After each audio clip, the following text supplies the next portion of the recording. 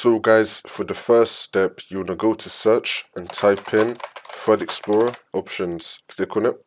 And now once you're on this, you want to go to the View tab and you want to scroll down. You want to find Hide Extensions for Known File Types. Make sure that you have this box unticked. You want to untick this box like how it is on my screen and then click on OK. For the next step, you want to go to search and type in VLC media player. Click on it.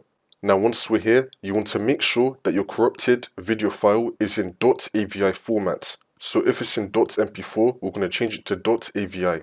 So in the top left, you want to click on media and then click on convert/save. Now once we're here, you want to click on add. You want to find the video file that's been corrupted. I'm just going to add this random file right here, which will now add it to here. Now you want to click on convert/save and then click on browse.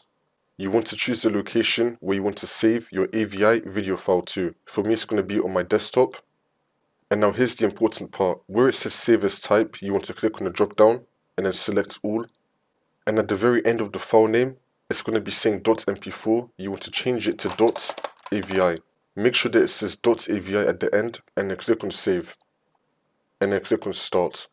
It's now going to start converting your file. Wait for this to load. Now once that's been converted, it should now be in your location where you saved it to, saying .avi. But don't open it up yet. Next, we're going to go back to VLC Media Player. And now once we're here, on the top, you want to click on Tools, and then click on Preferences, and then click on Input/codecs. And now once we're here, you want to find Damaged or Incomplete AVI file. Click on the drop down, and then select Always Fix, and then click on Save. Now you want to find your video file that's been converted to AVI. You want to right click on it and then click on Open With. You want to open it with VLC Media Player. And as you can see, it's working.